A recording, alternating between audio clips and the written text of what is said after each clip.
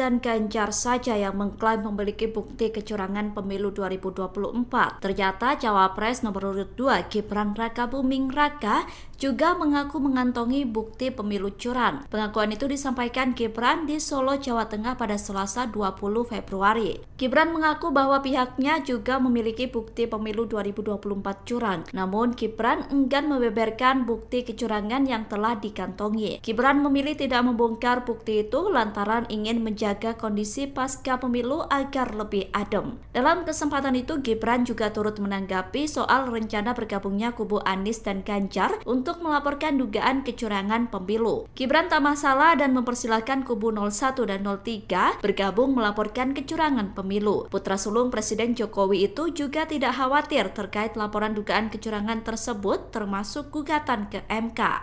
Ya monggo, kan saya sudah sering bilang silahkan, jika ada yang kurang berkenan sudah ada jalurnya sendiri-sendiri. Okay? Termasuk dengan ini tim 0103 bergabung katanya untuk mencari kecurangan pemilu. Ya terus, monggo silahkan bergabung.